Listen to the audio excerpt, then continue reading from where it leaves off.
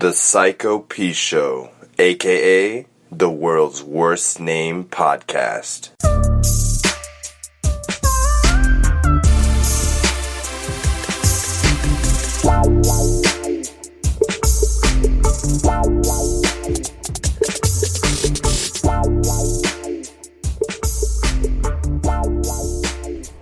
Alright guys, we're gonna have our actual first special guest today. Let's give him a call.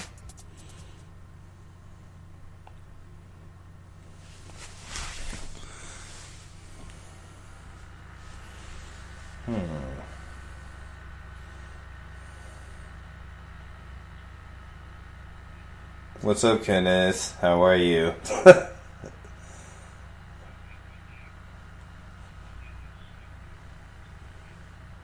Dude, you're perfectly fine. I got my headphones are probably the best thing I have going for me right now. You already heard my problems.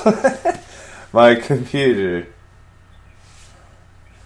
Well, honestly, I would almost switch situations with you.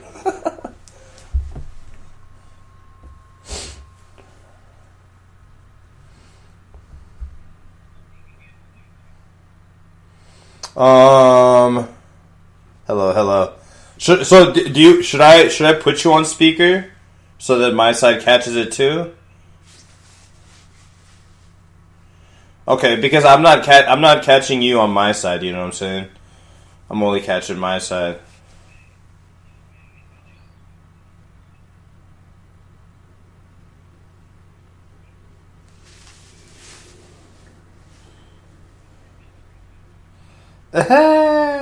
That's fine. Send it over.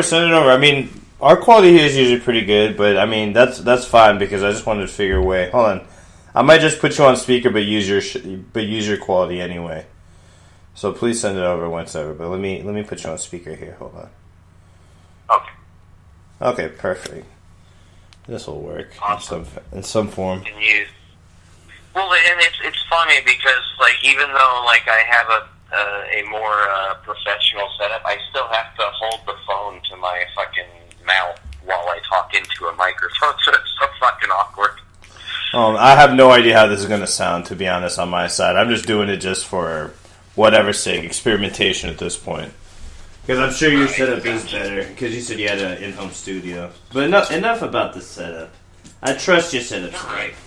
I trust your setup's well, I'm going to hit record now. Oh, I've been recording this whole thing. Oh, no, there's a metronome going. Okay, never mind, it's done. It was a count-in. No, that's all good. So 1, 2, 3, 4, and we're going. Sounds good. Oh yeah, I just recorded even before I started calling. Oh, that's fine. Yeah, if you listen to the show, we get it's all unedited unless it gets someone arrested or killed. Other than that, we catch all the bloopers and just throw them out there, including the setup half the time. I am so retarded. I was like, I can't hear you well enough. I have a fucking headphone preamp. I could have turned it up. Oh my god. I'm so fucking dumb. You're good. Okay, I got you now. I can hear you better now. Yeah, with, let's see, I don't even fucking know where to start. But, well, how's your morning going? Oh, it's pretty drunk. That's how it's going. Dan, you started early. Oh, man, I woke up at 10:30, and I was like, man, there's something I'm supposed to do today. What was it? Oh, my God. I came downstairs, and I started listening to music. I'm like, oh, fuck, I'm supposed to fucking be on a podcast today. This is way different than we do our podcast normally. To be 100% honest, we've been, me and my homie Toli, we've been on other shows. We actually haven't had anyone on ours yet, mostly because of the backlog, and I couldn't figure out how to work around it. But as soon as we've talked, I already figured out what I'd do. So I was like, I just needed a reason to do it. And then a way to get it out soon. I was like, oh my god, anyone who's reaches out from the ethos, they'll just be the next show. And I won't change the numbering. I'll just put it as a special one and give it a different type of numbering. So I'll put you on. This one will get put on this week. Right on, man. Sure. No worries. If you have another episode you want to put on, I'm fine with that. That's fine. Nah. I think it'd be easiest and best, honestly, because like one thing that had always prevented me from even reaching out to anybody was mostly because I didn't know how to deal with, like holding on to the the material when most likely it'd be just best to just get it out sooner, and then that's the workaround. So that's why I was just like, you know what, now I don't have to delay it if I feel like talking to anybody out there. So thank you for that. Like Frank Lloyd Wright, the architect, he often would like put off his projects till the last minute before he even started designing them on purpose, because sometimes like the pressure of having to do something builds the best ideas. Oh, I get that. Like I totally get that. It pushes you on like death ground, I think they call it. So it's just like I think that's like a martial arts term where like if you don't do, like, you're definitely dead, so you figure out some way to fucking do it. Right. So I was like, you just put me on death ground. You just put me on death ground in terms of having any extraneous all-stars on the show, you know what I'm saying? Yeah. Well, and it's kind of funny because when I was on Everyone Has a Podcast, or is it Everybody? I think it's Everyone. Mm-hmm. Everyone Has a Podcast. When I was on their show, like, they really lit a fire under my ass because I hadn't even started my podcast at that point. Mm-hmm. And then once I was on there, I was like, holy shit, now I know what I want to fucking do because I'm a stand-up comic, and I'm also mentally ill, of course. I mean, what stand-up comic isn't? Right. And so then I finally figured out, I was like, man, I want to fucking do a show loosely based around mental illness and also have a little bit of comedy, a little bit of, like a little bit of mental illness talk, and then whatever else goes, That's sort of how our show is like, my man. I was listening to your show and, like, reading through it. I was like, oh, man. It's, like, tailor-made for us to be talking. Fuck yeah, man. That's awesome. Because like I told you, I typically listen to podcasts while I sleep because I used to, as a kid, I would actually sleep through fire alarms. But now, in the morning, like, my mom coughs, and I wake up, and I'm like, oh, fuck, now I can't get back to sleep. So it's a fucked up situation. Man. So now what I do is I listen to podcasts, and it actually also kind of aids my dream cycle too. It kind of adds to my dreams. And I've actually found something recently that I don't know if it's good for my health, but I will take my cell phone to bed with me and I'll put it next to my pillow, and it seems to increase the vividness of my dreams. Really, just because it's closer? Yeah, I don't know. It's just a correlation I seem to notice recently, and like I said, it can't be good for my fucking health. I'm going to get a brain tumor eventually. 100. I'm scared of, I use my cell phone enough, but, like, I'm pretty conscious of, like, how close it is to my nuts, where I'm sleeping with it, like, not even just because of fire issues, but now that's, like, an extra one, but it's just, like, the radiation itself. It's fucked. Yeah. But, you know what's funny about... Go ahead. Oh, there was a point in time where I would actually, I would get a vibration in my leg, and it would start happening even when my phone wasn't in my pocket. That's actually super common. Me and my sister used to get that, but for some reason it just stopped happening. I used to primarily get vibration texts so that I could always have a convenient way to leave a conversation, be like, oh, I got a text, or I'm getting a call. And they can't tell when I actually am.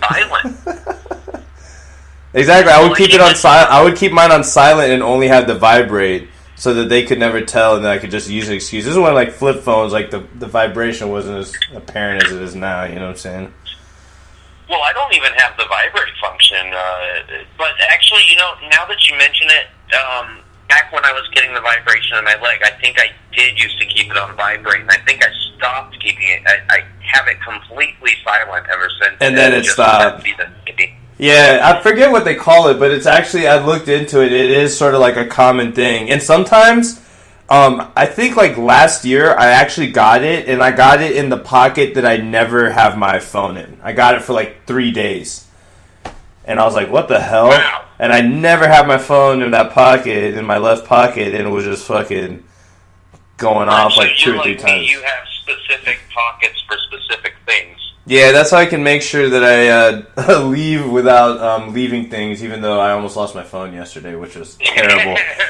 I'm not even gonna lie, I got like super lit, and we went out to Scottsdale, which is like one of the party districts out here, and it was a friends going away thing, and I have like some things that I have to do in the next year where I'm going to be like away from everyone, just working on shit, like even away from the actively doing the podcast for a few months, you know what I'm saying? Like it's going to be releasing. That sucks. Well, it's going to be releasing, and I'm going to have a friend of mine do a lot of the social media stuff for it, but I have to go do some work at pretty much like a farm, and it's just like I owe this guy this time in that work, and it's going to be in the fucking cold, so I'm just like, god damn.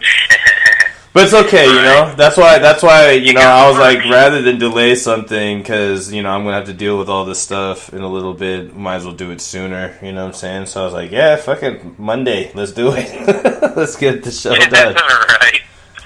The dream things, listening to podcasts in the dreams, or when you sleep, I do the exact same thing.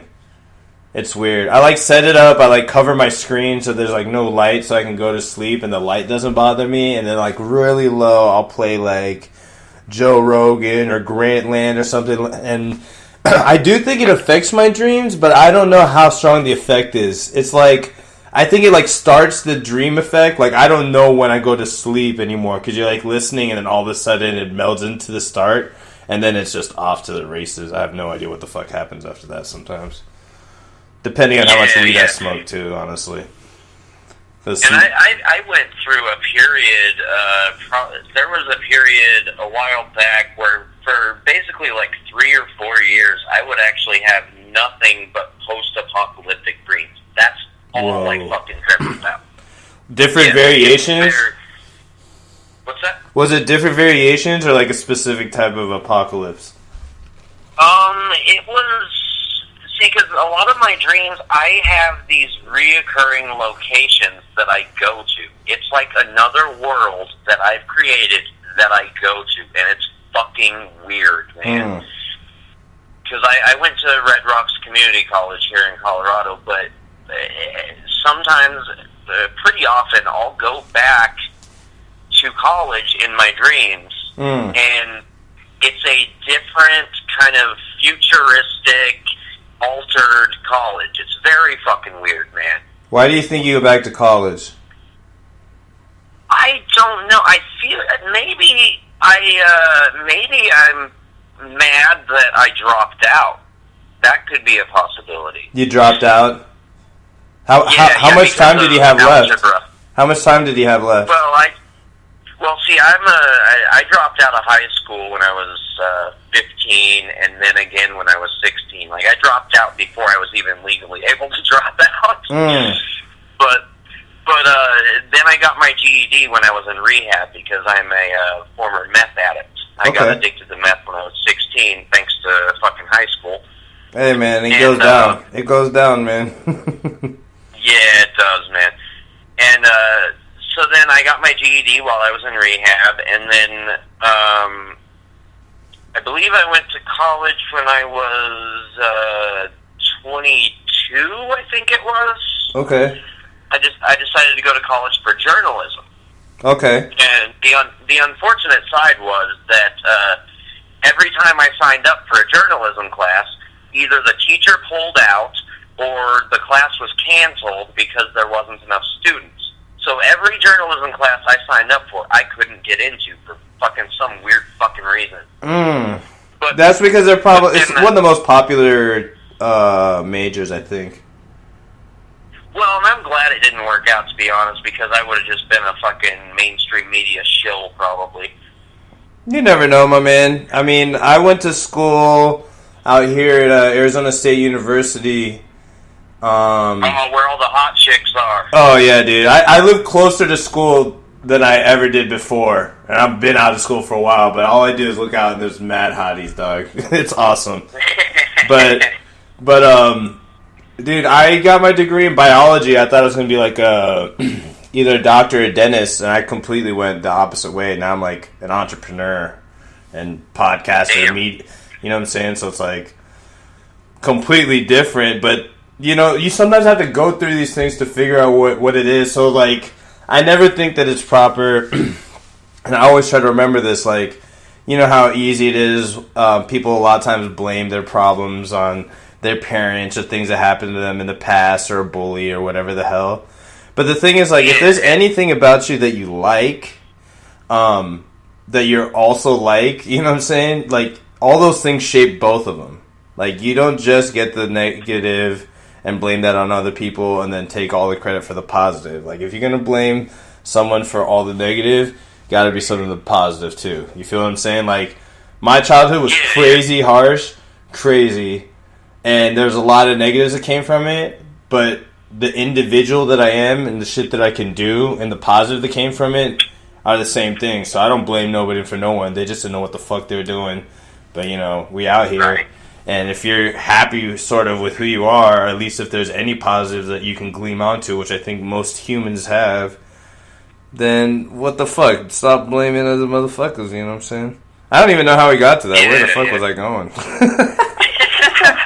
That happens, man. Like, that's one reason why I was actually taking down notes earlier, because, like, my fucking ADD gets the best of me, and I just jump all over the fucking place. Dude, same here. You mentioned entrepreneurism and whatnot. Oh, yeah. I've actually been looking at starting to make my own root beer. Oh, shit. Dude, what? Okay, this is crazy, man. This is so crazy. Oh, boy. One of the little things that I had in my mind that once I got some money that would make as like a passion project would be to find a recipe or someone already doing a root beer or ginger beer, because I swear that there's so many types. Dude, there's so many types, they're not all equal. And like, I understand the marketing shit like really well and different things. Like, I think that it would be like, like, it could be, a brand could be buildable, because I think especially now people are looking for like those smaller shops, smaller experiences, quaint type shit. So that's so funny, man. Like, that is so crazy. I found a new one recently. I don't know if you know of Boyles. I think it's called Boyles. It's a B-O-Y? That make, is it B-O-Y? Yeah, B-O-Y. Yeah. I think I've had it. They have a birch beer that I fell in love with recently. Birch beer? What the fuck is that? It's just like root beer, but I think there's just a variance in the ingredients that they use to make it. Like a different root or something? Yeah, obviously they definitely use like birch root or birch bark or some shit like that. I haven't looked it up yet, but... Dude, I'm going to look it up. I love ginger beer too, though. Like, I was actually thinking, I don't want to give up the recipe that I thought of on my walk. No, you shouldn't. You shouldn't. Yeah, we'll talk about that in private. Yeah.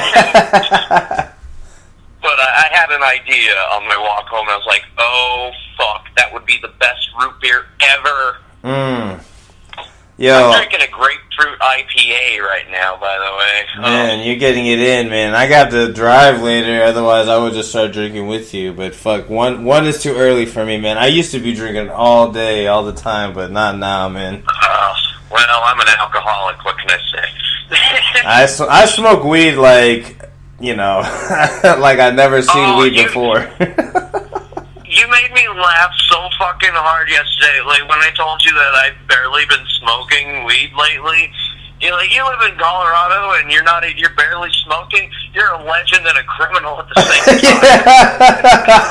That shit was fucking hilarious. And I had to tell my mom about that, because actually, like, now I'm not a total loser. I still have a vape pen that I hit pretty much every day. But I mean, vaping with these pens is fucking weak. It's fucking stupid. It's fucking almost fucking pointless. I'm saying fuck a lot. Jesus Christ. Go ahead. Dude, if you keep listening to the shows, you tuned into one show where I probably was somewhat calm. Like, it's all good. We curse all day. What I woke up to also, and because I listen to podcasts when I sleep, and like I woke up to some guy saying nigga, and I'm like, this dude doesn't sound black. What the fuck is going on? And then I realized, and then eventually you started talking about India and the fucking monkeys. Oh my god, that's what I want to talk to you about. But then I heard you talking about India and shit. I was like, oh, he's got some brown skin. He's good. Yeah, straight up, dude. When I was younger, I used to think that I couldn't say the word until every black person I've ever met in my life was like, bro, if I can say it, you can say it. Because all you're not white.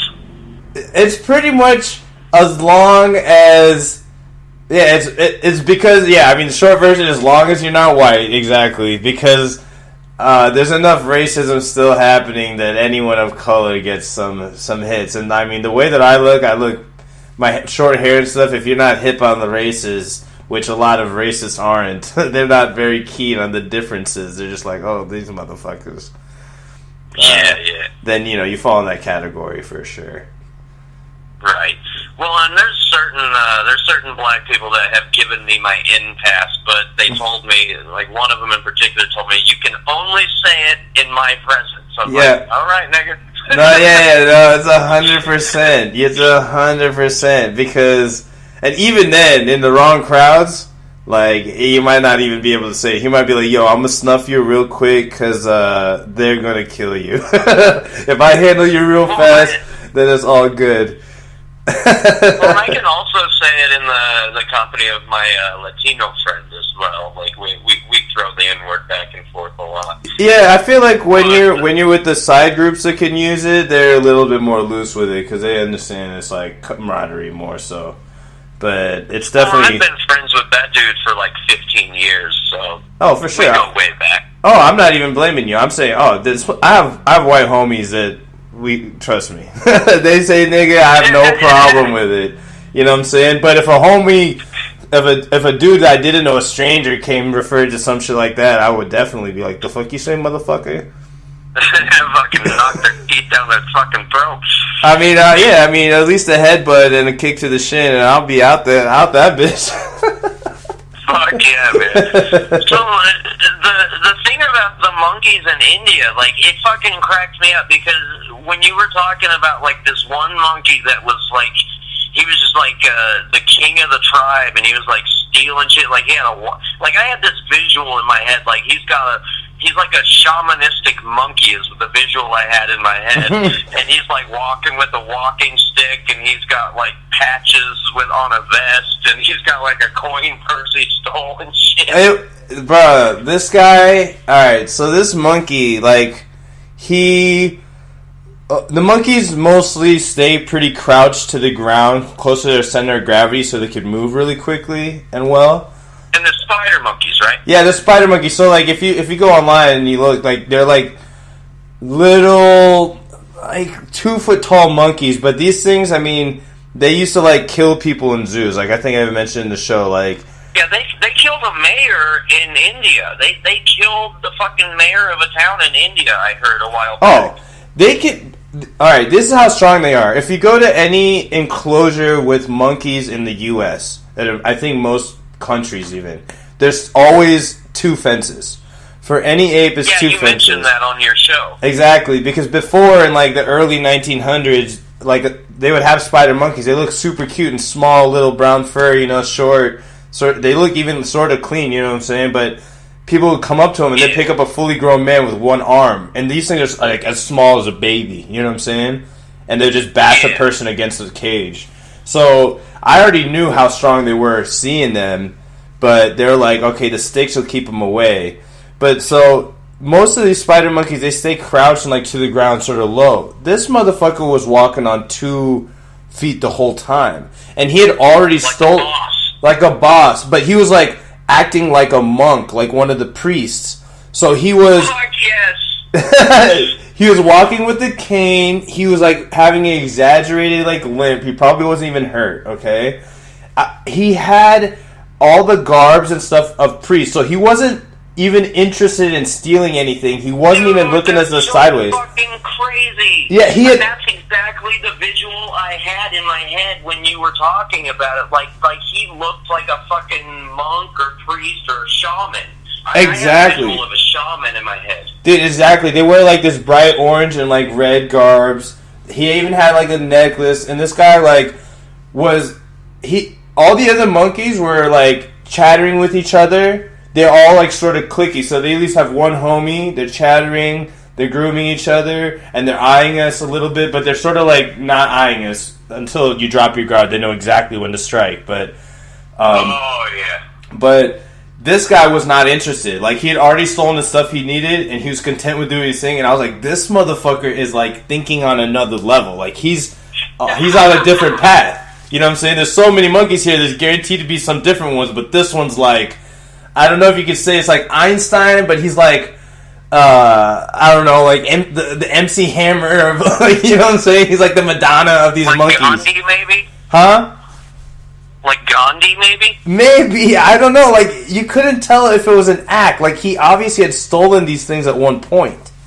You know what I'm saying? Yeah. But, like, it was that was like... probably the monkey that killed the mayor, and he took all the mayor's shit. They had a dispute over something. That is so hilarious. Like, yeah, that monkey was unbelievable. Like, whatever it was doing, whatever game or life it was playing or making, it was unbelievable. Because there was like thousands, hundreds, maybe thousands of monkeys, and it was the only one that was acting like that. That was acting different than I saw. You know, he was the fucking king. He was the emperor. He was the pharaoh of the monkey kingdom. In some sense, yeah. Like, like none of the other monkeys messed with him. He was taller than them, so he was like maybe like 3 feet, 3.5 feet tall when he stood up. And they don't really stand like that, but he was obviously bigger than them. I think he probably just. It was almost like he went through like a real priest type thing. Like, he was a bad dude, just fucking up a bunch of other monkeys, grabbing shit from all these people coming in. And then one day he just realized he just couldn't be that type of monkey anymore, and he had to just go live that pious life and just start, you know, just handing out just little like blessings on paper and shit. I find that so interesting though. Like, I feel like monkeys have like I always wonder like about other animals and species. Like, well, I think I'm fucking up the levels here. Like I told you before, like I have a hard time modulating everything with this fucking mixer. But I can always edit it. But I feel like animals, like especially monkeys, like especially with this shamanistic monkey, as I call it, it seems like they have like their own little hierarchy, I guess you would call it. You know, like, if there was... They definitely have a hierarchy, okay? So in every animal, like, social animal pattern, there's going to be a hierarchy, at least like a lead, you know, a lead alpha male or female, depending on what type of organism it is. If they're social. Right. You know, this ranges from, like, social animals are in, like, herds, like simple herds like cows or reindeer, all the way up to humans, right? So... The thing is, like, there were so many monkeys that I think they come to, like, some sort of, like, natural pattern that I feel like at the temple there was more... I thought you were going to say Africa. No. Oh, okay, sorry. Racist joke.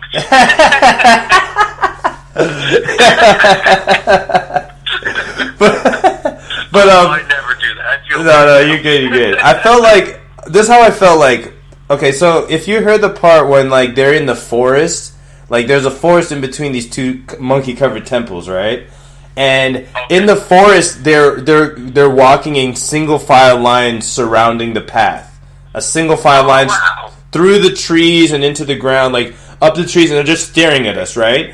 That's order, okay? But in the temples, because of how many people come there giving offerings to to the gods, where some monkeys will snatch the food, and how many of them are going to slip, and how much shiny stuff and just food that they can take off people once they aren't paying attention and aren't keeping their guard up to the monkeys. I feel like to them, it's the playground. So there was like so much less order happening in the temples that when I see the priest guy, I don't know if he was a king or like an outcast, and this is just where he's safe. You know what I'm saying? Like, oh, maybe like he was a gypsy of some sort. Yeah, like either he fucked up a lot of them and they just didn't fuck with him, but like it looked like he was playing on different rules than in that society. And if you're like that, you're usually the outcast. So whether he outcasted himself or they outcasted him, like, monkeys don't necessarily care about size as much as they care about aggression. I mean, size is a big thing, but if a slightly smaller one is more aggressive and then they all crowd on one monkey, that monkey has no shot. So, okay, you just created a great segue into something else I wanted to talk about, because it sounds like you're comparing their hierarchy to kind of Hindu culture, and I know a little bit about Hindu culture, but I figured when you've been to India, you've been there 3 times, right? I've been there 3 times. But yeah, I don't think have you been to any Hindu temples or anything like that? Yeah. This was one temple. It's 2 temples, but they're in like sort of a complex. But yeah, I've been to like 20 some temples there in India. None of them had monkeys. None of them had monkeys like this. This one's specially known for that because it's in the forest. It's in the jungle. A lot of the temples, like, they'll clear cities out around the temple and like make it like part of a city center. And you just reminded me. You were talking. I think it was you that was talking about a bus you took, and there was just tiny slits for windows, and then like the thorns would. Like, because it was so overgrown on the road that you were driving on, that the thorns, like, you would be getting hit with, like, thorny branches and shit. Yeah, right in the face. Yeah, exactly. Like, the slits were probably an inch or 2 open. They're like barred windows, but still, like, even with these buses coming, because this was, like, jungle in between, like, states even. So, like, like, it would be, like, a state route. So these buses probably come, like, once or twice a day, right? And even in that time, that jungle is growing so fast that it's like catching, like it still grows. Like the buses are not like they still break it every time they pass. You know what I'm saying? So crazy. How does it grow so fast? Because the fucking garbage truck comes by once a week, and our fucking tree is permanently fucking chopped off on one part along the street because of the fucking garbage truck. Yeah. I honestly think it's probably just in the rainforest. A lot of things happen a little faster because it's more nutritious soil because of so many more thousands of things having died in the past. They get more rain. And then there's more competition. Yeah, there's more competition happening. So it's probably like the trees there are weird. There's a lot of trees that have like, it looks like several trunks, but they're really like roots, like banyan trees and things like that. So there's like a lot of weird trees that I think like are more expansive than you think. So like we might have been running through and it looks like we're hitting 1,000 trees, but maybe we're hitting like 7. You know what I'm saying, at that one little section. And so if it's that big, that sunlight that it's getting from the top is going to grow it everywhere. You know what I'm saying? It's taking up a huge section. So I don't know. It's really weird. Very competitive place. The rainforest is just competitive. Oh, very competitive. Yeah. Well, speaking of India, I was actually curious. Of course, I've been taking notes because of my fucking ADD. I was wondering, because there's basically India's version of ayahuasca that apparently is a long-lost recipe, and it's a drug called soma. And they think what it is, or what it was, I should say, because apparently it's no longer around, is actually a combination of Amanita muscaria mushroom and something else in India that they figured out how to mix it. But I wanted to ask you if, when you were in India, if you've done any sort of like I hate to use the word shamanistic, but some sort of shamanistic rituals at all? No, unfortunately, no. And probably at that age, I would have been too scared to. Because the last time I went, so the first time I went when I was 6, and then the second time I went when I was like probably 8, and the third time I went when I was 11. So I was like a young kid, you know what I'm saying? Like, I remember all my times there, because my memory was already active and stuff, but yeah, I mean, you know what it is? The only experiences I have with drugs there are with, like, they have this, like, chewing tobacco that is much stronger than we have over here, called paku, and it also tastes sweet. So people, like, you know, our parents would be like, yeah, I don't really have it, but, like, our grandparents would give it to us. Like, they think it has, like, healing properties and stuff, even though it kills your teeth. You gotta love the grandparents. They're always, like, giving you liquor and shit. Oh, well, I also come from a moonshine village, too. So they actually... Oh, no shit. They sell moonshine in bags there. Like, they fill a bag up and tie it up, and then you poke it with, like, Oh, you gotta hook a nigga up? They have these festivals. So they fill in, like, these, like, grocery bags, those thin ones, and then tie it, and then you poke it with a safety pin at the bottom, and you drink out the hole. And you just hold this shit.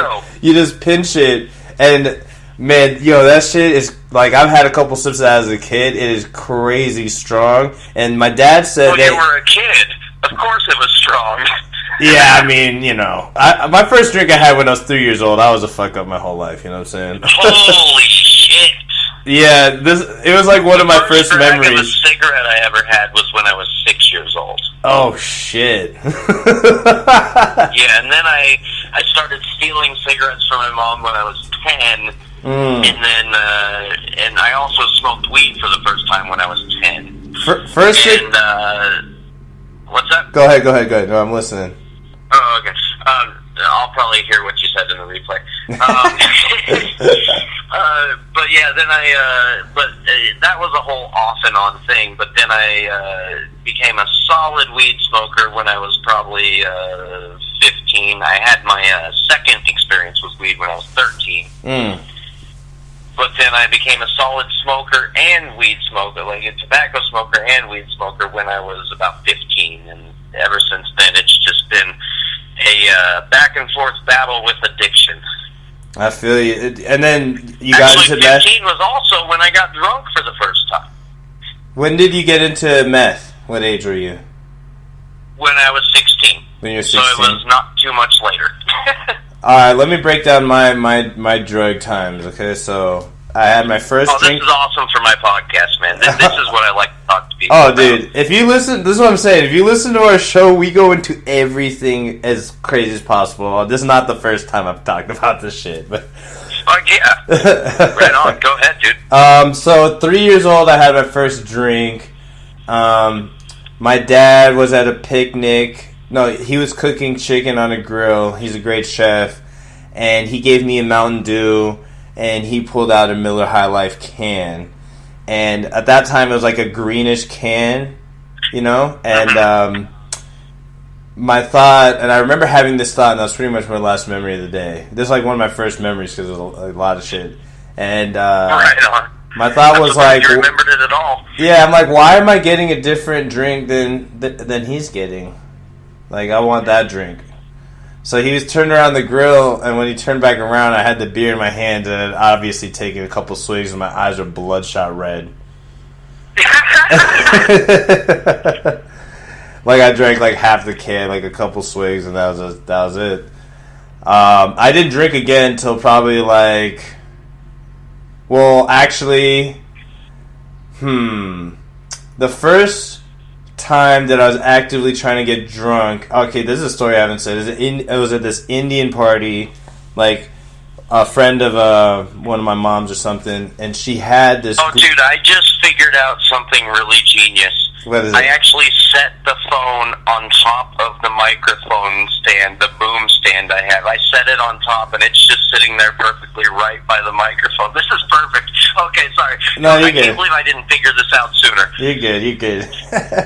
So, she had this grape juice in the fridge, and I've always been a studious kid. I'm just reading into everything, and I got some of the grape juice poured out, and I realized that this bitch had it so long in the fucking fridge that this concentrated Welch's grape juice had actually fermented and become alcoholic wine. Holy shit!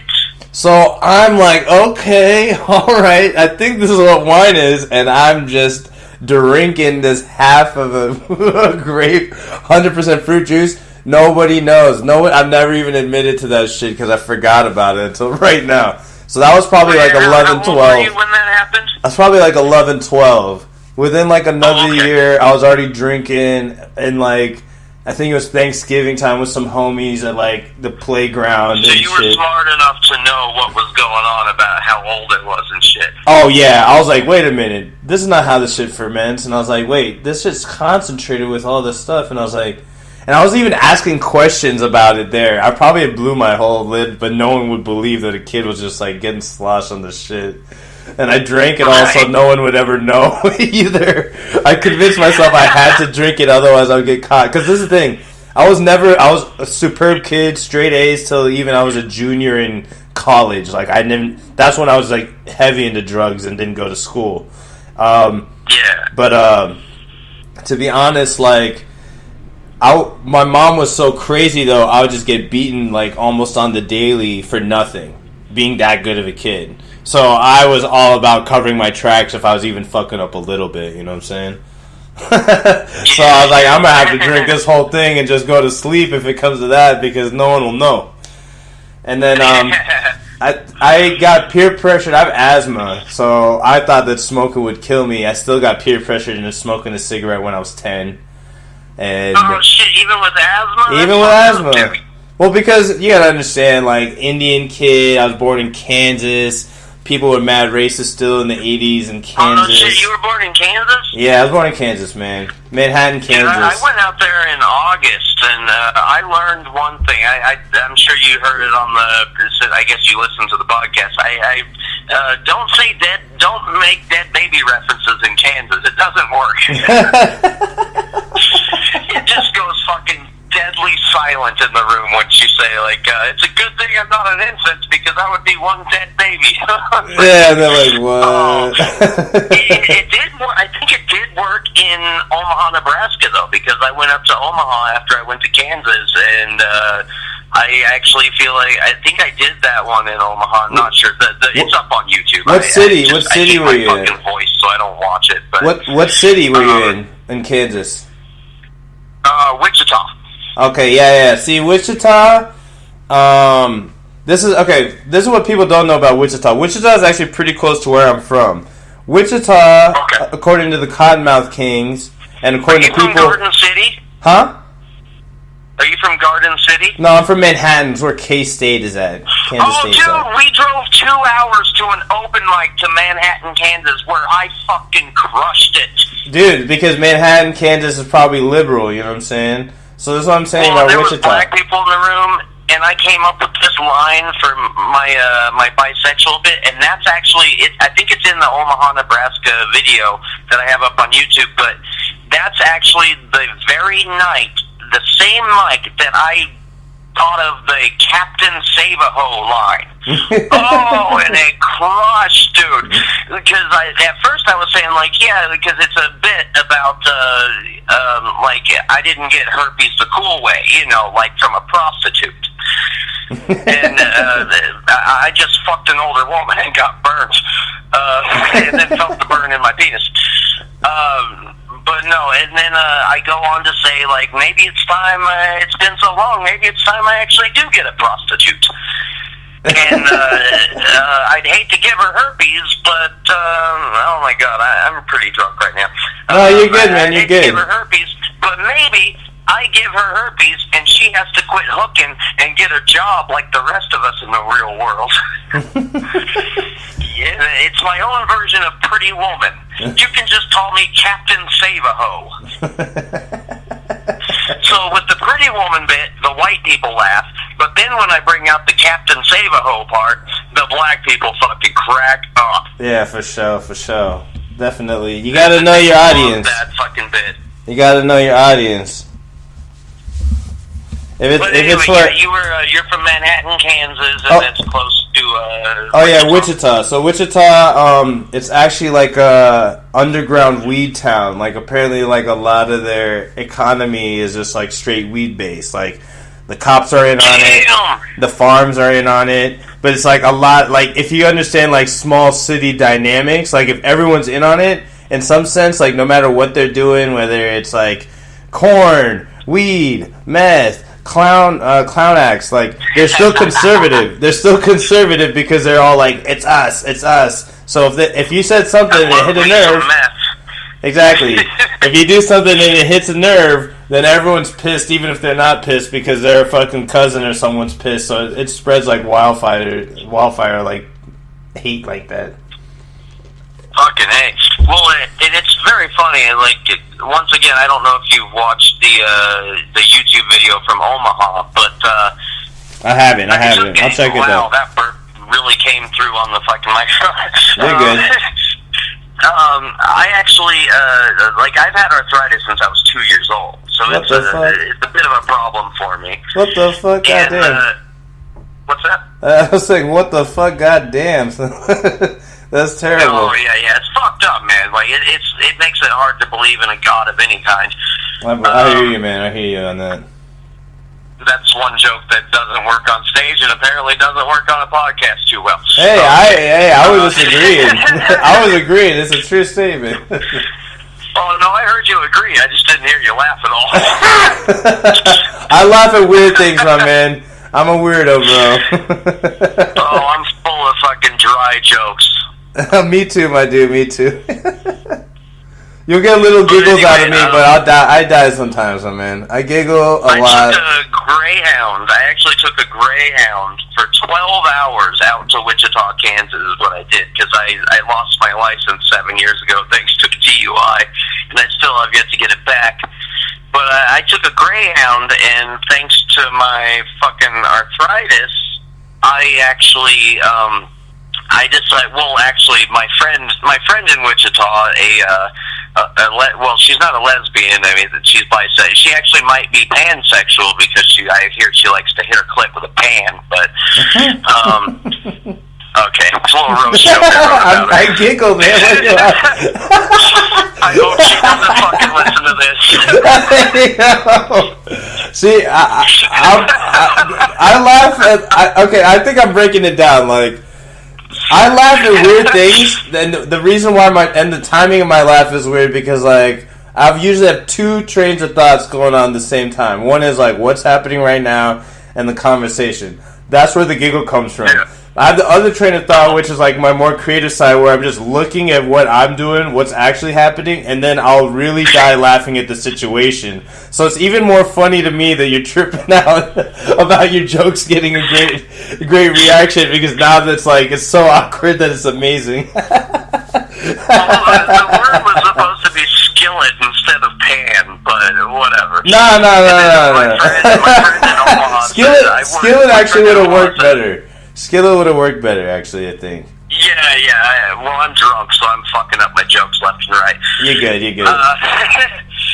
But, I've thought about doing stand-up. Oh, go ahead. So, my friend in Omaha, he actually said, what I would have said was, she likes to pound her clit with a skillet. Breakfast takes forever, or some shit like that. I'd have to look it up. He had a nice little addition to it.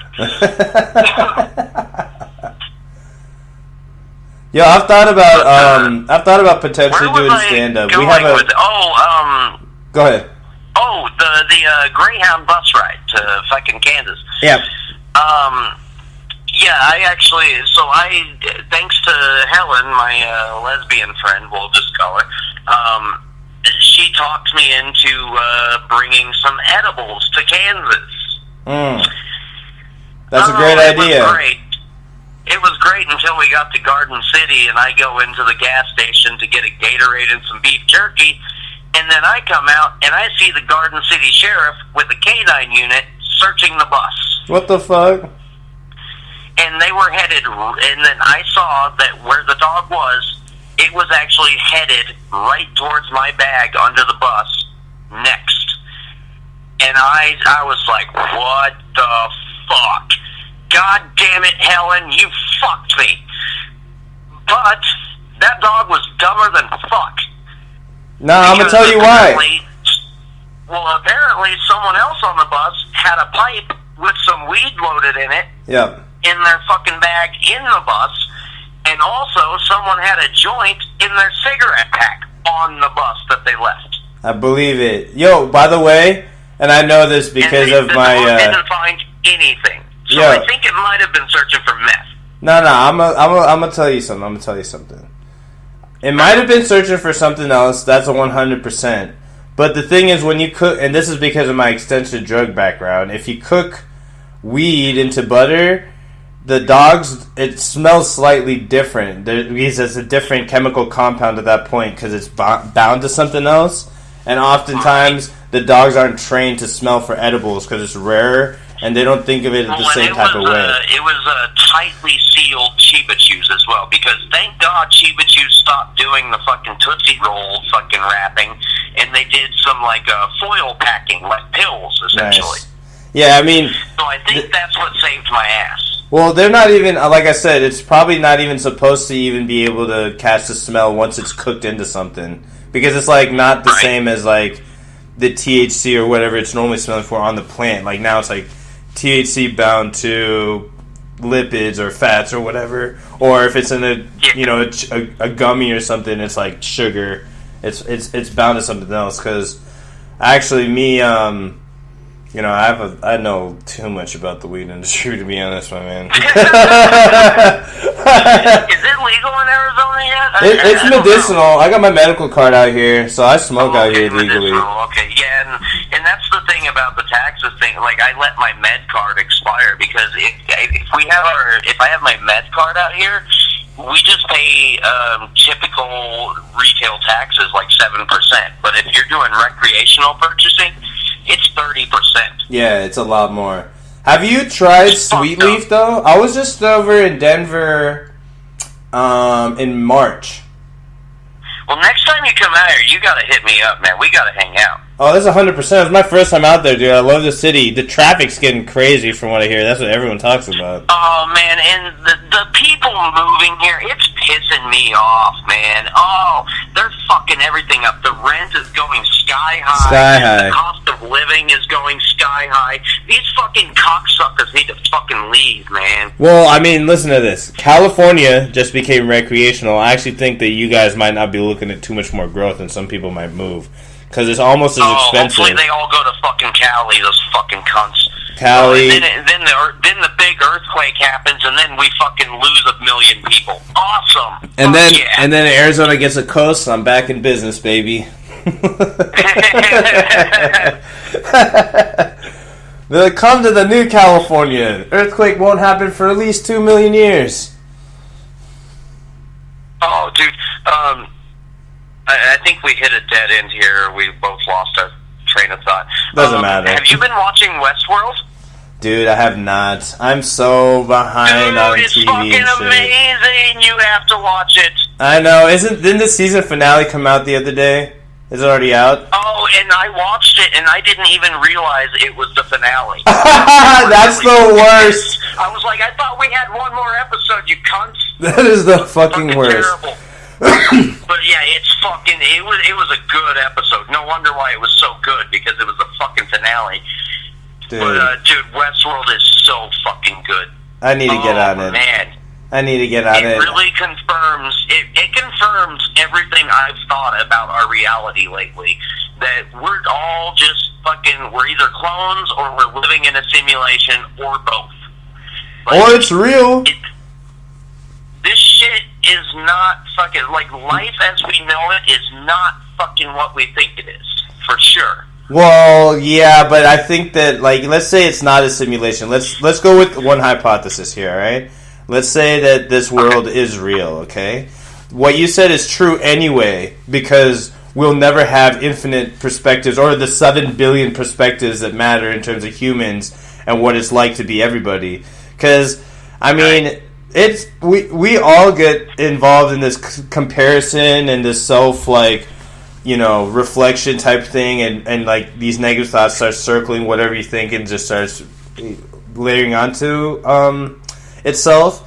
But one of them, dude, I'm so happy I lived in India because I always go back to that, living in the jungle, even though I was already American, even though I already knew a world that had, in some sense, technology that these people couldn't even dream of. Like, they're just living a couple steps above hunter-gatherers, like mud huts, all that. And so that's my family. I'm the first person born outside of that.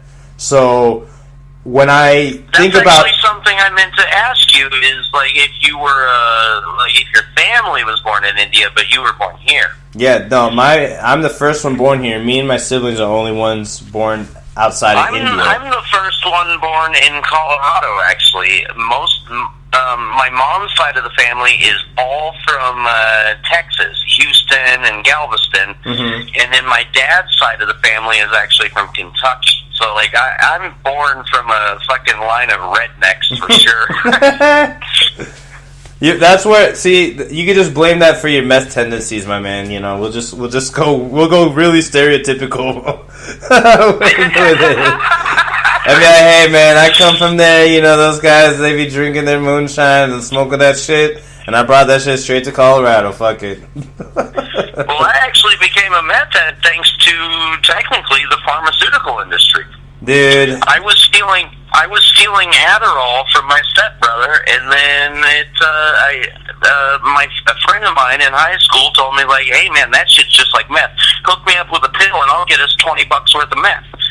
So then we did $20 between the two of us off of foilies, as we called them. Yeah. And then I was high for 3 fucking days, just off of like 3 fucking hits. They had Adderall back then?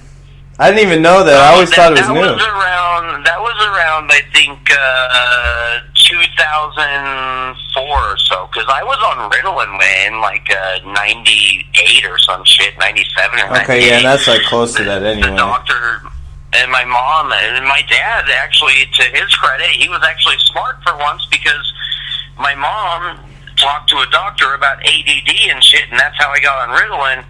And my dad said, don't fucking put him on that shit.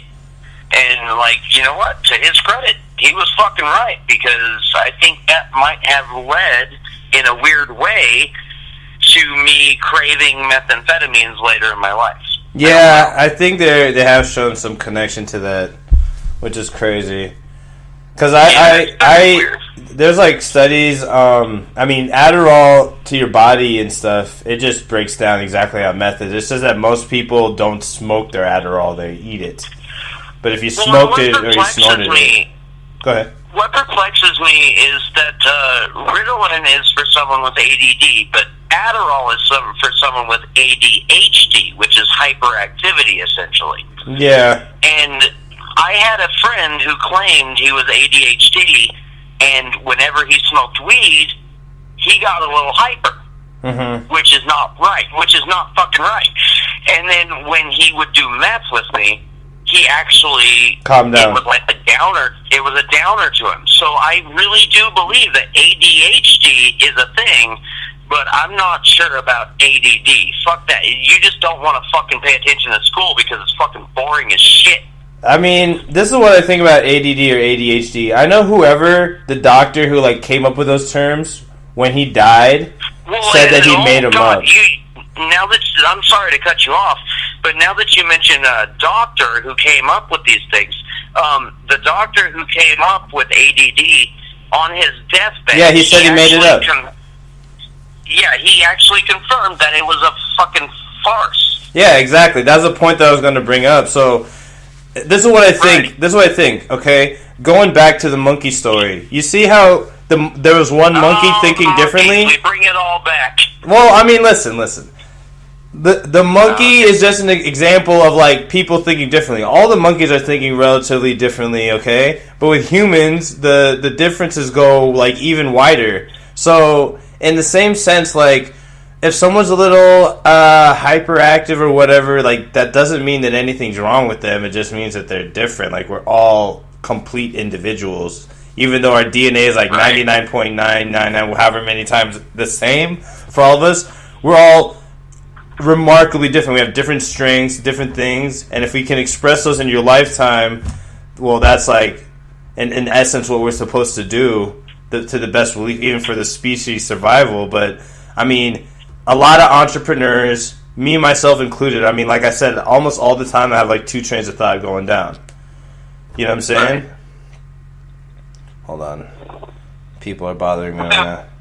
And then, but see, the thing is, like, what does that mean? Like, when I was younger, like, I would always feel like I was highly, like, too many thoughts were going down or whatever. But eventually, as I got older, I learned how to just be calm as it happens, focus, get through it. So I don't know, like, we all are so different that I don't know exactly if, you know, differences should be, like, localized as a problem and then given medicine to. Like, yeah, some people do need, like, medication to help with their issues, but I feel like that's, you know, we're coming from an era especially where people are quick to jump that gun, and not all those people who think that way have, like, passed on or thought of anything differently yet. So it's such a weird time. Do you think humanity is slowly kind of waking up into this newer level of consciousness? Yeah. I think we are, but it hasn't expressed itself fully because, like I said, in essence, like, people who are thinking older, who are right now, they still have their chains of power in heavily, like, they have to die. And, like, so the thing is, like, how old are you, Kenneth? I'm 20, and you're talking about, I'm 29. You're talking about reincarnation, right? No. So I'm talking about just the life cycles and the way that society changes. Like, see, I have noticed an awakening in myself, like, when I was probably 20, something like that. That's when I really started having, like, the post-apocalyptic dreams. And actually, this is something I really should say that I haven't said on the podcast yet. When I was 10 years old, I had a dream about my grandpa's cabin/hotel burning down, and 3 weeks later, that dream came true. And in the dream, I was actually, like, I wasn't a physical person there. I was just, I don't know, psychologically there, something like that. Mm-hmm. And in the dream, I was watching the investigators, and they were saying, like, well, if no one was in the kitchen, how could the fire start in the kitchen? And then 3 weeks later, the fucking fire happened, and it was arson, and it started at the kitchen door. Mm-hmm. So I fucking dreamt of this shit, but I didn't remember the dream until the actual event happened. So my dreams fucking terrify me, dude, because I have so many vivid dreams every fucking night. Like, I am a big-time dreamer, and I really want answers to my dreams because I dream about so much shit. Let me switch I do this for everybody, okay? I play devil's advocate, so, like, because this is the thing, like, as part of my trains of thoughts that are going down, like, I always immediately think of different potential options. So, like, think of this. Let's suspend that for a moment, like, okay. Let's say you have really vivid dreams, because trust me, this has happened to me too. Like, where I'll see something. Usually, it's not in a dream, but I'll see it in my head before it happens, and then it actually happens like a couple seconds after. So, but then, like, we all have thoughts where the opposite happens. Like, you've had vivid dreams where that stuff doesn't happen, right? So, imagine this, like. Human beings, this is a fact. Human beings, like, we have like a confirmation bias. Meaning, like, let's say, I'm gonna give you this number. I've heard that term before. It means that every time you see something, if it's already been brought to light in your head, you think that it's more and more true, whatever that is. So, like, let's say... Okay, so it's kind of like the power of suggestion. Sort of. Like, you're gonna suggest yourself this. This often happens. Like, some number you remember, because it has some significance. Like, this is going to be the number now, Kenneth, and do, like, your own little test on this. 130. So 130, because let's say we were going to talk at 1:30. 11 is typically my number. I look at the clock often, and it's 11:11 or it's 9:11. Okay, so all right, even better. 11 is already in your head, so you see 11:11 a lot. This is the thing. You also see enough times, probably equal times, other numbers, but they're of not significance to you. The 11 has become significant for whatever reason. So every time you see it, you're like, there it is, the special number. It's fucking special. I knew it. Right. So it's the reverse to what you think. A lot of times we see things that we think is going to happen, and it doesn't happen. It's not important. But once it does happen, then we're like, wait a minute. God damn it, you play a damn good devil's advocate. Holy shit. Wow, you really just disproved everything, because I heard 11:11 is the awakening number, and I see it a lot, but I don't look at the clock when it's fuck. You just don't notice it. Oh, you fucking got to me, you son of a bitch. Well, I mean, just think about it. This is what I'm saying. Like, I get on some crazy shit, my man. Like, if you think about it like that, and then you keep both of your hypotheses, like, okay, maybe my dreams are extremely, foretell the future or things that are going to happen. I'm going to pay attention to that. But also, let me pay attention to the ones that don't happen. Okay, go ahead. No, so you have to take equal, like, to see and to judge, even semi-scientifically, how you want, like, if you are, you know, if your dreams do tell you certain things to give you some insight on the future or to future events or whatever. Oh, God, you're bringing up a lot of things that I want to talk about. So you think of that, and then that's one train of thought, and you're always constantly testing that experiment. But the other one you need to do at the same time is, how many dreams or thoughts do I have that don't ever really occur? And I'm almost guaranteeing you this, you're going to have way more of the other ones, because we have so many thoughts, so many dreams of ones that don't happen. Like I said, only one of them came true out of 29 years. Right. So then it's like, maybe I'm giving this too much power and my fear is unfounded. And then it's like, how much of that is occupying my mind, my life, my effort? Where can that be redirected for a better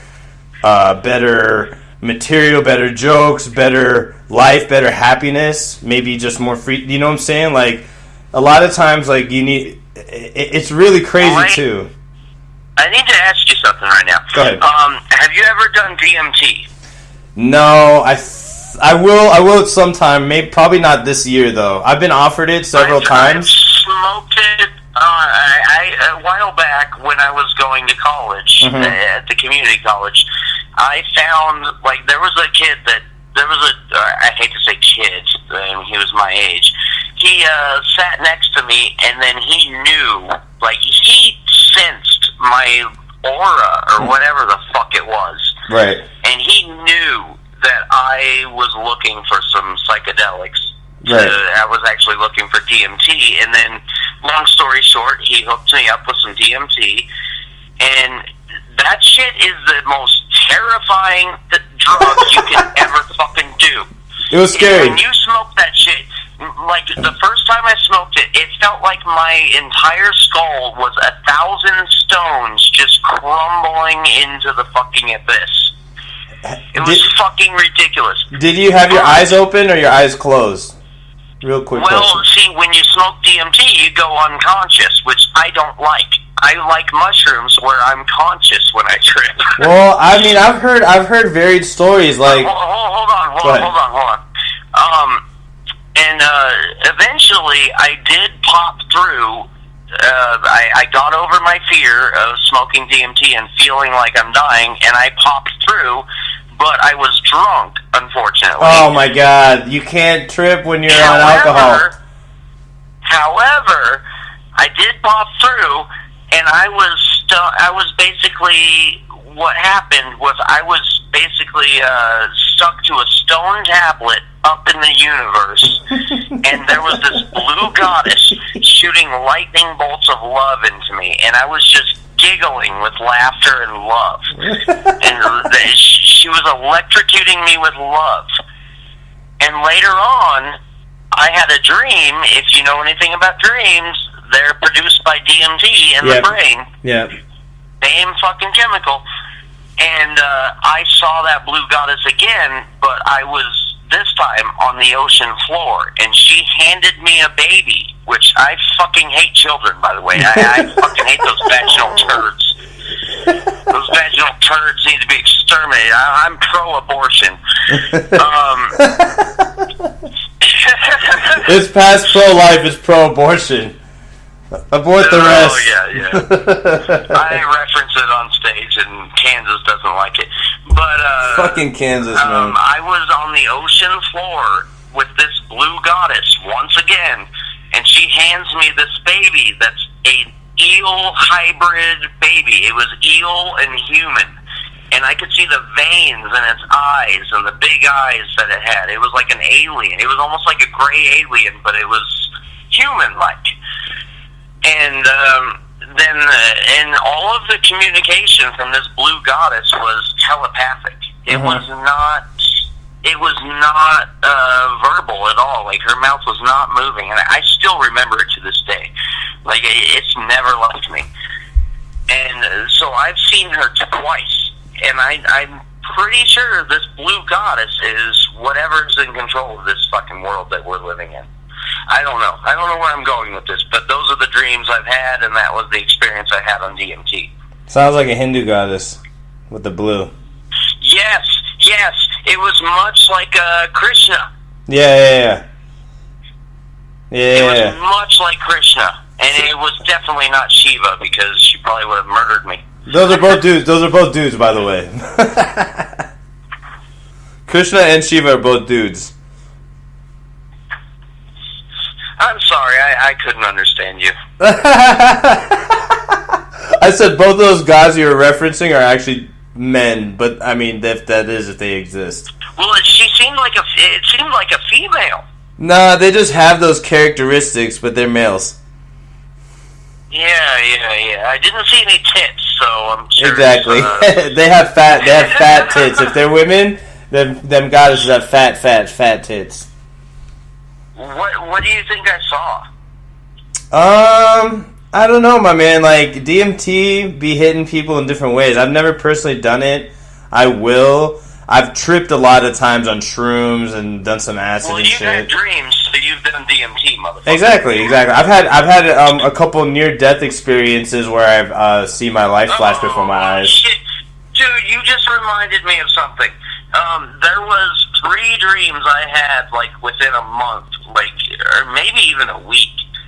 But they were all death dreams, and they got darker and realer as time went on. The first one, like, I'm forgetting one of them, but the first one, or one of them in the first stage, was I was at a train station where Nazis were, and there was giant radioactive insects, and I was killed. I was actually shot by Nazis, and then I tried to ascend to the heavens above, as they say, and the colors were so vivid.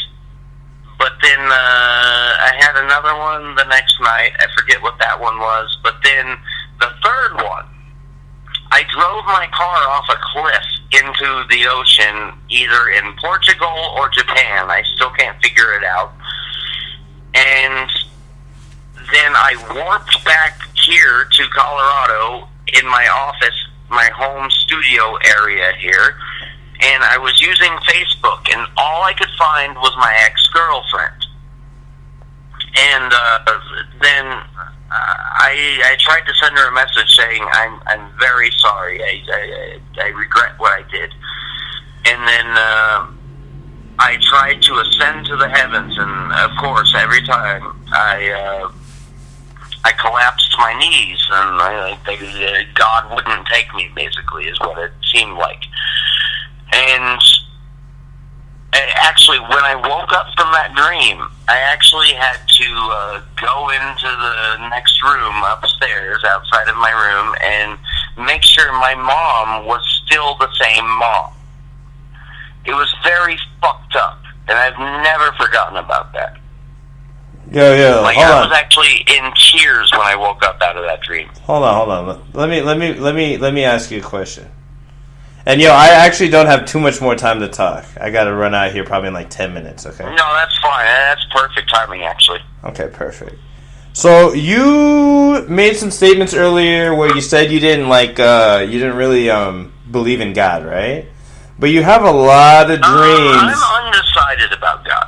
Well, okay, that's fair. I think I'm pretty much the same way. I know that the question doesn't really matter, but my question to you is... I believe there's something that exists that created us. There's something there. Well, to me, it's not important. Because the thing is, he isn't even... he or she, if they exist or not, our problems... I was going to say, he... Don't be fucking sexist. Well, listen, let me be sexist for a little bit and get this out. Sorry.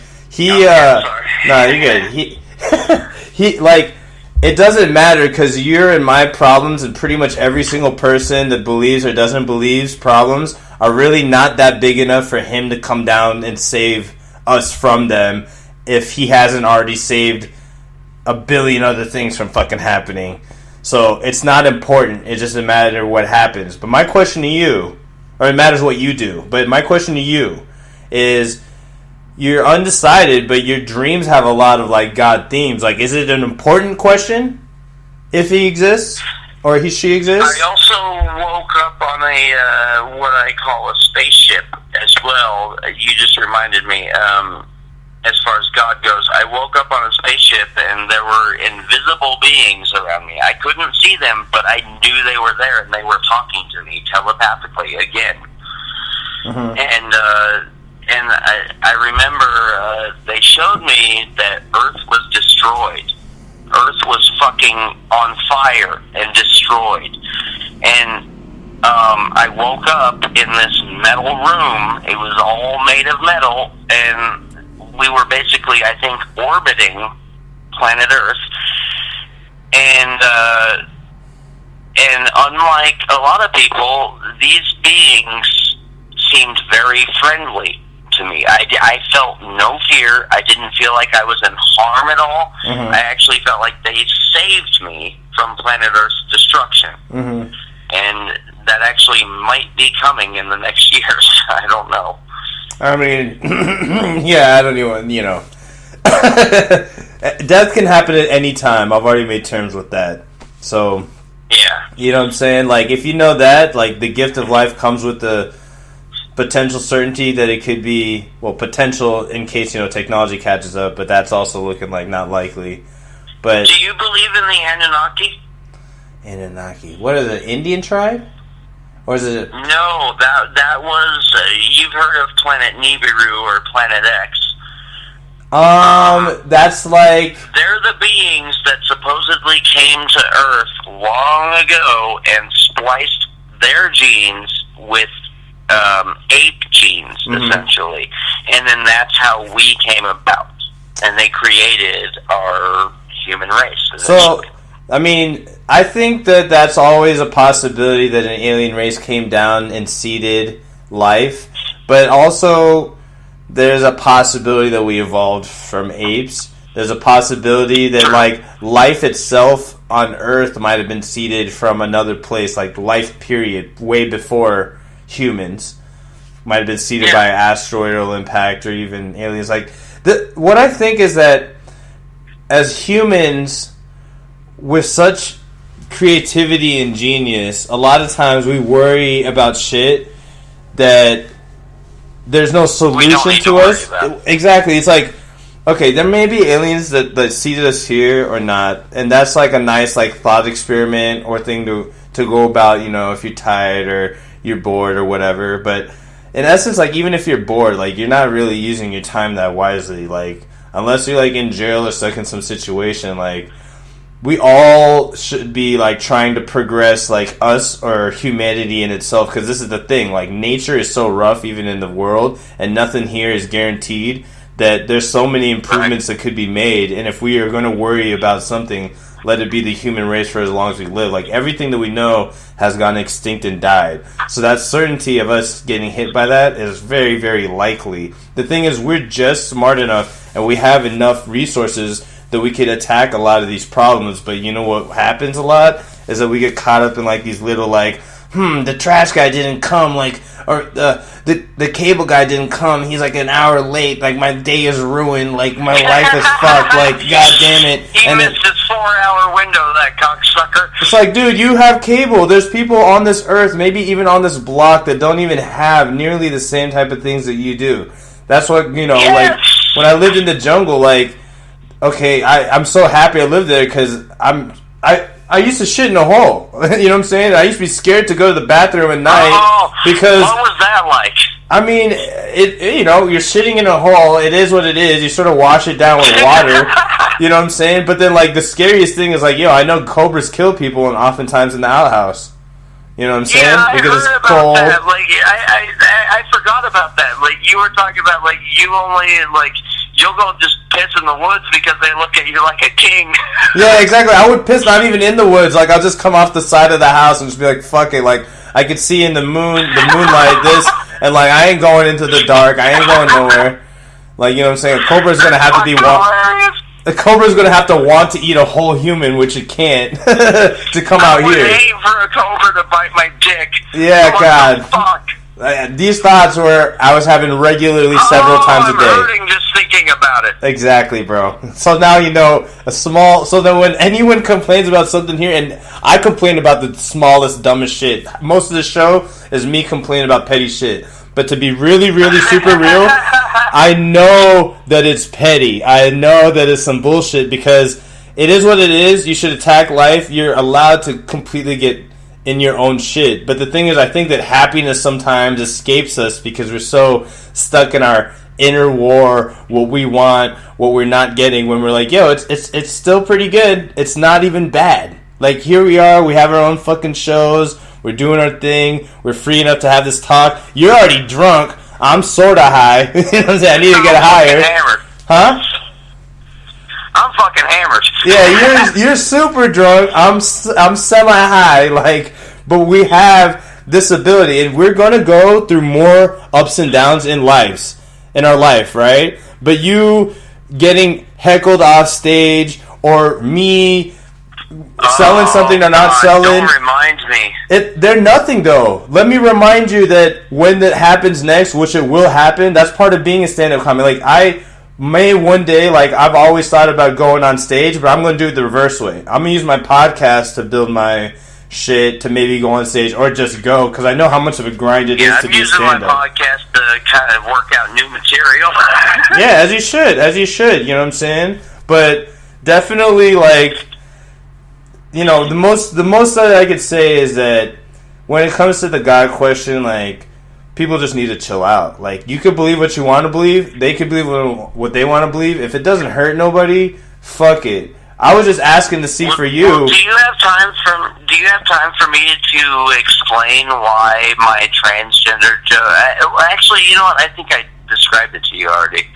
Yeah, the fact that it's such a hot button issue right now because there was a podcast. Anthony Crawford, he runs his podcast called Talk and Shop. Mm-hmm. Cheap plug. Thank you. You're welcome, Anthony. But I had listened to a podcast, one of his episodes where he had Jordan Weebla, I think her name is, on the show, and she's a transgender woman. Mm-hmm. And I didn't put two and two together, but apparently 3 weeks ago, the person that died was her. Whoa, shit. Yeah, so my transgender jokes are a little hot button issue right now. Well, it took my friend Chris Carlton to tell me that, like, maybe you should put it off for about a year or so. Maybe. I'm like, all right, well, I'll keep writing my trans jokes and I'll do them in other states, but I'm not going to do them in Denver because it's just I have to be respectful, you know. I mean, what? Why? This is okay. Like, okay. No, let me keep it real. Off so much, I have to be respectful. Well, let me say, like, okay. I'm gonna devil's advocate, and this is how I live my life, my man. keep listening to the show. Devil's advocate role. Okay, yeah. This is what the show is, but I also, like, I usually take the devil's advocate role with almost all my projects, because this is what I believe. Like, remember what I was telling you yesterday about the hate and the love? Like, my show is super harsh, okay? And we just get it in, and it is what it is. Like I don't mind. We throw ourselves, we throw each other under the bus. It is what it is. Unless it's getting someone arrested or killed, nothing gets edited. So, a lot of times we look bad, we look this, we look that. The truest thing, though, the fucking truest thing is that it's me, and that I'm not filtering shit. Like, I am who I am. Like, yeah, I can have deep thoughts, yeah, I can have petty thoughts, yeah, I can have some funny thoughts, yeah, I can have some shitty thoughts. But this is the thing. That's the way to be, man. Some people are going to hate me no matter what I do. I could have tried to do this special Larry King type presentation. Larry King's dope. Or Howard. I could try to do these things. But I know one thing more than anything else, that no one can replicate me, who I really am. So I express that to the fullest at that time that I'm expressing it. So if a fucking trans joke comes out, and that's what my material is, and I'm determined to do it, I'm going to ride and die that sword. Fuck it if someone dies. Someone dies every fucking day, and your fucking fans who believe in that because you believe in that joke will fucking ride with you. And you probably make a bigger splash. Jordan was a beloved local comic. Like, everybody loved her, and unfortunately, I never got to meet her. Okay, well, that's a rough one. I wish I could have, and because Chris Carlton, the guy who kind of alerted me to the reason why my trans humor might not be appreciated right now, is he knew her when she was a man with a goatee. Yeah. And he was at the New Year's Eve party that she came out with makeup on and a dress, and she walked out and said, "Hey guys, I'm a woman." Right. And so, I mean, it's a very sensitive subject, but it's definitely I'm really sensitive. Glad he alerted. I'm glad he alerted me to it though, because like I didn't know why it was such a hot button issue right now. But I got to tell you, it was only one person who was pissed off enough to almost beat the fuck out of me. Always is. So it was only one person. So always is.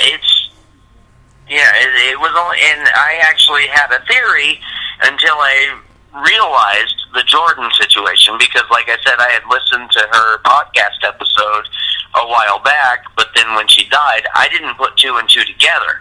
I didn't realize it was the same fucking person. I mean, I had totally forgot the name Jordan. But, fuck, where am I going? Listen, I understand. You got to play to your crowd. You got to play to your crowd, especially when you're in stand-up, because you're getting the media reaction. The Denver scene is fucked up because, like you said earlier, everybody's moving here, and it's really fucking shit up completely. Like, especially, like, I really don't mind if a comedian from Buffalo, New York wants to come here to live here for the comedy scene. I don't give a fuck. That's fine with me. Right. But it's these corporate motherfuckers that are coming out here fucking shit up. You know, but it also probably means more money and more gigs, though. There's always positive to come with the shit, you know? Yeah. You gotta find that positive and run with it, unless you're gonna move. Denver has a pretty good scene, probably, for comedy. I don't want to hold you up. Sorry to cut you off. I don't want to hold you up too much. I didn't know if you had something to do later. I do. Shit. Alright, you wanna... That's not a good sound. Yeah, that's all good. Yeah, we should probably... We can call it for now, you know what I'm saying? I'll have you on some other time. I also wanted to talk to you about the Mandela effect as well. Okay, bring it up. Okay, I know what the Mandela effect is. We can assign that for another time. Let's do that next time for sure. I'm definitely down. 100%. Fuck yeah, man. Kenneth, yo, it was a pleasure, my man. You, VJ. It was a pleasure like always, my man. Yo, let me know when you have the audio ready and send it to me, and I'll get you my Dropbox info. Yeah, I need to do some editing as far as levels go, but yeah, I mean, because I've been trying to modulate with my fucking...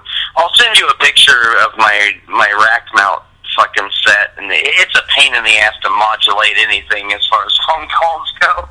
Go ahead, do what you got to do. I might even end up using this version, but I still want your version just in case.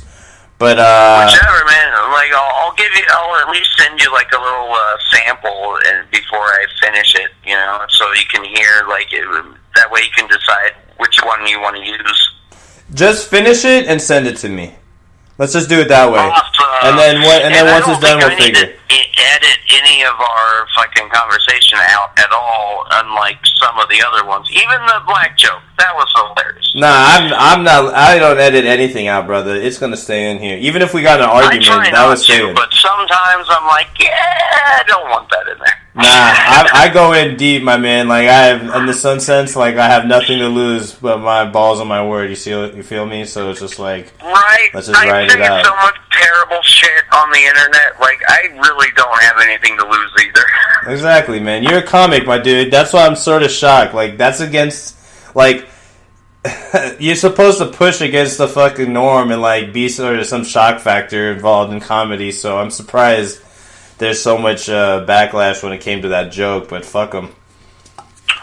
Yeah, fuck it. It was just, it was bad timing on my part, and I didn't put two and two together as far as Jordan's death. Like, that's why it was so super sensitive, because Jordan was a transgender, and she died recently, so yeah, well, and she was a big loss to our community here. It's tough when anyone dies, but unfortunately, we're all... It's funny, like, only death do people want to not joke on someone, but when they're alive and can actually feel the pain, let's go ahead, it's free reign. What? Hey, I'm planning a trip to New York City in April if you want to come out there for my birthday, basically. April 15th, and April 11th is my 1-year anniversary of starting doing comedy as well. Nice, man. Congrats. First of all, happy early birthday. I would be definitely down, but I think I'm still going to be out of town at that time. Because remember I said I had to go out of town for a few months? I think I'll be coming back in like March, maybe. Oh, that's fine, man. I know, which is sort of shitty. I feel bad. I was just throwing it out there, you know, if you wanna try and take a trip out there and whatnot, and maybe we could an Airbnb or some shit, because I'm a cheap fuck. New York City is fucking expensive as fuck, man. Very expensive, my man. Very expensive. We could do it the next year, though, my man. Fuck yeah, man. Alright, brother, I'm going to jump off. If anyone wants to, see me or whatever, this is going to be on the Psycho P Show. My name is VJ. You can follow me at... Stop recording. Don't fucking plug it all. Nah. You got to give one plug. No one knows where the fuck I am. I always do an intro, so I'll plug it. Okay, thank you, brother. I appreciate that. Do you want to say anything at the end to plug yourself? What's that? I said, do you want to say anything at the end to plug yourself real quick? At Kenneth Pogue on Twitter, and at What's Your Complex, which is What You Are Complex. I couldn't fit the Y-O-U-R. You're good. Alright, my man. Fucking Twitter wouldn't allow me 2 more letters, those fucking cunts. Dude, they're on some other shit. I hear all sorts of interesting, but whatever. I fuck with Twitter, so positives and negatives. Yeah, it's also whatsyourcomplex.com, just spelled out like you would say it. What's Your Complex? Y-O-R-U or Y-O-U-R. God damn it, I'm drunk. Get some fucking sleep, man. Oh, no, I can't sleep. I got work on Tuesday. I need to keep drinking and then sleep on a normal schedule. Alright, man. Well, get your liver some break when you work, alright? I'm gonna jump out of here, though. I'll see you soon. Fuck my liver. Alright, send me the audio, my man. I'm waiting on the clone shit and the free livers. They're coming soon, man. They're coming. They won't be free, though. Oh, no, they won't be free. And I don't have health insurance, so I'm fucked. You're definitely fucked, man. You need a meal at least. I'm out of here, bro. I gotta jump off. Yeah, have a good one, buddy. You too, my man. We'll talk soon, okay? For sure. Later, my brother. Later.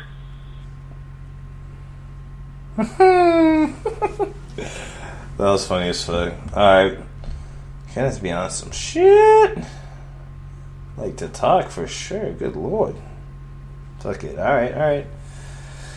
Alright, guys. Follow me at ITSMRVJ, at Pshow, Psyocho, Pshow, available on iTunes, Stitcher, all that shit. Follow us, subscribe, review. Love you. Thank you.